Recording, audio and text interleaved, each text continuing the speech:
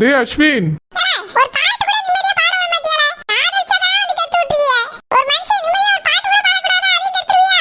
ஆமா பாட்டு பாடி பெரிய சிங்கராவா போற.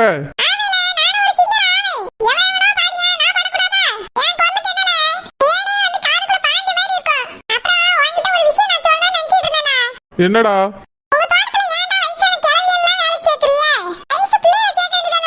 எதுக்கு சைட் அடிக்கவா?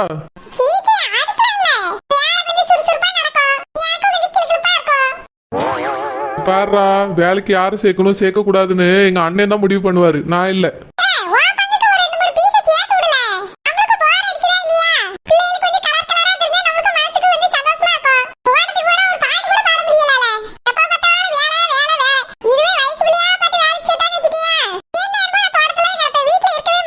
தெரியும்டா உன்னை பத்தி.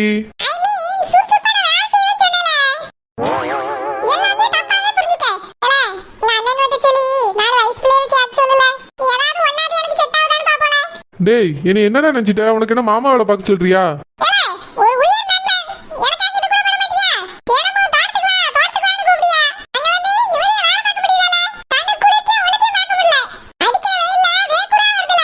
அஸ்வின், பொண்ணுங்க வேலை செஞ்சா மட்டும் அடிக்கிற வெயில வேக்குரு வராதா?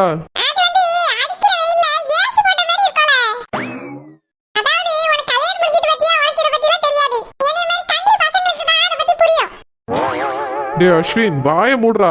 எனக்கு ஆனதுக்கு பேர் ஒரு கல்யாணம், அவ எனக்கு ஒய்ஃபு, இதெல்லாம் வெளியே சொல்லாதடா. ஒண்ணு பண்ணதே தப்புன்னு நான் யோசிச்சுட்டு இருக்கேன், இதுல இன்னொன்னு வேறையா? இந்த சொத்தை எழுதி வாங்குற வரைக்கும் இப்போதைக்கு எனக்கு கல்யாணமே தேவையில்ல. அது பிறகு பாக்கலாம். நேத்து அண்ணி மாட்டிப்பாங்க, அம்மா ஏதாவது தண்டனை கொடுப்பாங்கன்னு நினைச்சேன். அட்லீஸ்ட் அவங்களோட கெட்ட குணமாவது உங்களுக்கு புரிய வரும்னு நினைச்சேன். ஆனா லாஸ்ட்ல அண்ணி எதையோ சொல்லி ஏமாத்தி தப்பிச்சிட்டாங்க. நான் சொன்னாலும் அம்மா நம்புறது கஷ்டம்டா. ஏன்னா அவங்க இந்த வீட்டு மருமக, அவங்கள விட்டு கொடுக்க மாட்டாங்க. தப்பே பண்ணாலும் திருத்த தாண்டா பாப்பாங்க அம்மா.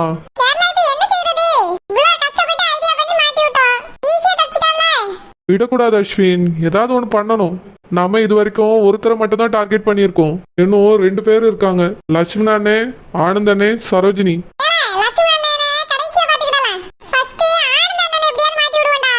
எப்படிடா, இதா ஐடியா யோசிச்சியா? என்னதுடா? டேய் சும்மா இருடா, அப்படி சொன்னா யாருமே நம்ப மாட்டாங்க. ஏன் சரோஜினி அவங்க ஒய்ஃப் தானே, அவங்களே நம்ப மாட்டாங்க. வேற ஏதாவது உருப்படியே யோசிடா.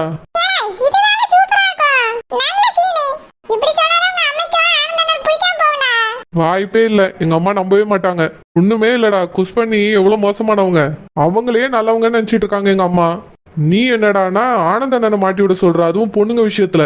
அவர் பொண்ணுங்க பார்த்து நிமிந்தே பேச மாட்டாரா, தாளை குனிஞ்சு வெக்கப்பட்டுட்டு போவாரு. அவர் போயிட்டு ஒரு பொண்ணை லவ் பண்றான்னு சொன்னா யார் நம்புவா? எந்த முட்டா பையனும் நம்ப மாட்டான். Ashwin, super idea. நம்ம ஏன் சரோஜினியை மாட்டி விடக்கூடாது?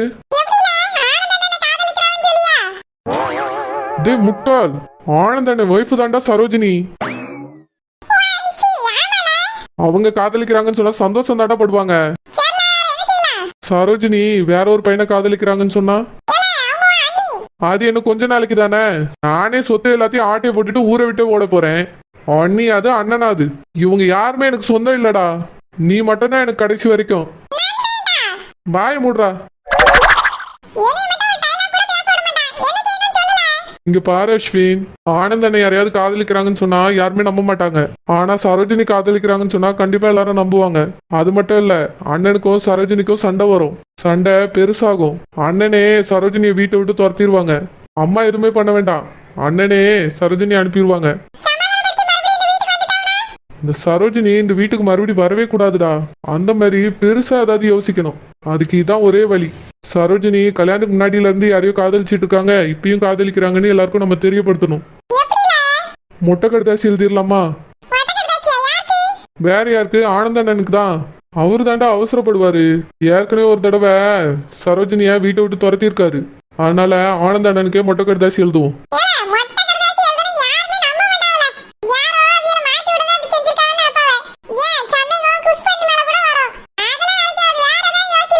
வேற யோசிக்கணுமா? இதாண்டா சூப்பர் ஐடியா. போன் பண்ணாலும் மெசேஜ் பண்ணாலும் நம்பர் வச்சு கண்டுபிடிச்சிருவாங்க. லெட்டரை வச்சு யாரையும் கண்டுபிடிக்க முடியாது. ஆமால, அப்ப பேர் போட்டு எழுதுவோமா? இல்லடா, வேற ஏதாவது பேர் எழுதுவோம். டேய் லூசு மாதிரி பேசாதடா.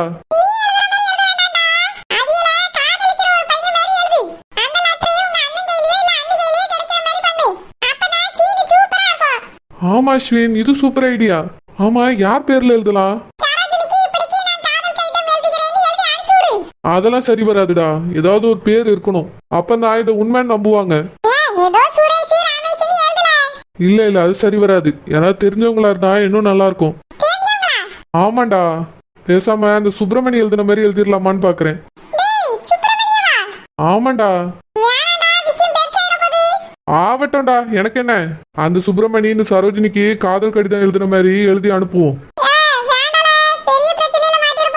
நான் ஏன்டா மாட்ட போறேன், இந்த சுப்பிரமணி தான் மாட்ட போறான். ஒரே கல்லர் ரெண்டு மாங்காய்.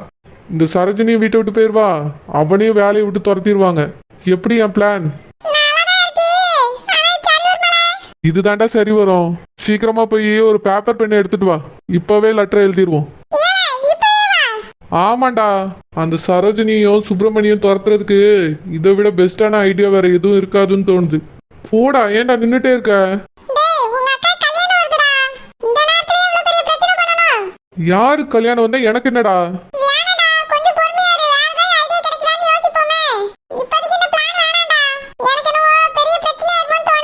என்னடா பிரச்சனை வரப்போகுது? நீ ஏன்டா அவனுக்கு இப்படி பயப்படுற?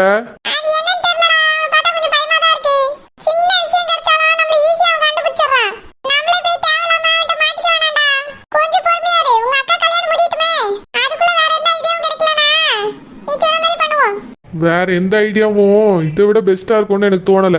ஒரே கல்ல ரெண்டு மாங்காய், ரெண்டு பேரையும் வீட்டை விட்டு துரத்திடலாம். அதுக்கப்புறம் ஏதாவது பண்ணி அம்மாட்ட சொத்தை எழுதி வாங்கிடலாம். ஷில்பாக்கா கல்யாணம் முடியட்டும், அதுக்கப்புறம் நான் சொன்ன மாதிரி லெட்டர் எழுதி போட தான் போறேன்.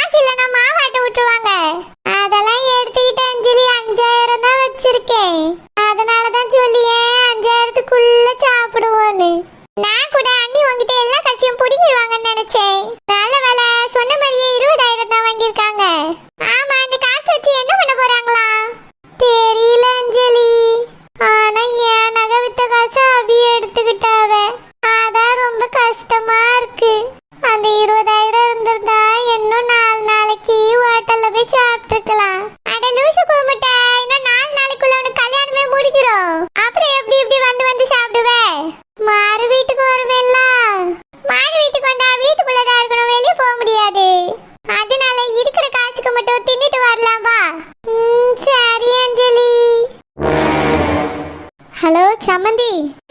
சொல்லுங்க சம்மந்தி. அது வந்து சம்மந்தி, டெய்லர் போன் அடிச்சாரு. யாருக்குனவே கொடுத்த அளவு பிளவுஸ் மிஸ் ஆயிட்டான். இன்னும் பிளவுஸ் தைக்கலையா. மறுபடியும் அளவு பிளவுஸ் கேட்காரு.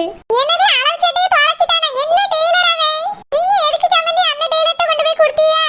எங்க ஊருக்குள்ள நல்ல டெய்லர் இருக்கா. அது அவரு தொலைக்கலையா. யார்ட்டையாவது மாறி போயிருக்கோம், எடுத்துட்டு வந்து தந்துருவாவேன்னு சொல்லியாரு. இல்லனா கடைக்குள்ளேயே மத்த துணி கூட கலந்து கிடக்கும்னு சொல்லியாரு. பிறகு தேடி தரேங்காரு. இப்ப நம்மளுக்கு அவசரமா அடிக்கணும் பத்தியெல்லாம் சட்டை. கல்யாணத்துக்கு என்ன 3 நாள் தானே இருக்கு சம்மந்தி. அதான் அளவு பிளவுஸ் கொஞ்சம் எடுத்துட்டு வந்து தந்தியல்னா நான் அடிக்க கொடுத்துருவேன். இல்லனா நீங்க எடுத்து வைங்கன்னா என் மகனை அனுப்பி விடி. வேண்டாம் சம்மந்தி, நானே எடுத்துட்டு வரேன். இல்லனா பேசாம நீங்க புடவையே வாங்கிருங்க, நம்ம இங்க எங்க தைக்க கொடுத்துருவோம். இல்ல சம்மந்தி, அவர் நல்ல டெய்லர் தான். நாளைக்குள்ள சட்டையை அடிச்சு தந்துறேன்னு சொல்லிட்டாரு. நீங்க அளவு சட்டையை மட்டும் எடுத்துட்டு வந்து தந்துட்டீங்கன்னா நாளைக்கே சட்டையை அடிச்சு தந்துருவாரு. கொஞ்சம் சீக்கிரமா எடுத்துட்டு வந்து தாரியல சம்மந்தி, இல்லனா என் மகனை அனுப்பி விடியனே. வேண்டாம் சம்மந்தி, நீங்க போன வைங்க. நான் அளவு சட்டை எடுத்துட்டு உடனே வரேன். நீங்க எதுவும் நினைக்காதீங்க சம்மந்தி, நான் உடனே வந்துறேன். சரி சம்மந்தி, நான் போன வைக்கேன். சரி சம்மந்தி, வைங்க வைங்க. என்ன டெய்லர் பார்த்து கொடுத்தாவளோ, கல்யாணம் நடக்க போது அளவு சட்டையை தொலைச்சிட்டாவலாம். நல்லாவா இருக்கு இது? ஒரு நல்ல டெய்லர் பார்த்து கொடுக்கணும். நானாவது இங்க கொடுத்துக்கிட்டேன்னு சொன்னேன், அதுவும் கேட்கல. என்ன டெய்லர் பார்த்து கொடுத்தாவளோ இப்படி சட்டையை தொலைச்சிருக்கான். கல்யாண சட்டையும் தொலைச்சிருவானோ என்னமோ தெரியல. இங்க கொண்டு வந்து கொடுங்கன்னு எவ்வளவோ சொன்னேன், ஒரு வார்த்தை கூட கேட்கல. இப்ப மறுபடியும் அளவு சட்டை எடுத்துட்டு ஓடி வாங்க. கொண்டு போய் கொடுத்தா இதையாவது ஒழுங்கா தப்பானோ இல்ல இதையும் தொலைப்பானோ தெரியல. அந்த டெய்லர் காரை வாங்கிட்டா மாளிகையை வாங்கிட்டான்னு கேட்காவ. ஒரு நல்ல டெய்லர் பார்த்து துணி கொடுக்க தெரியல. கடைசி நிமிஷத்துல அவன் எப்படி தச்சு தருவானோ. கல்யாணத்துக்கு போடியது நல்லா இருக்குமோ இருக்காதோ. ஏன்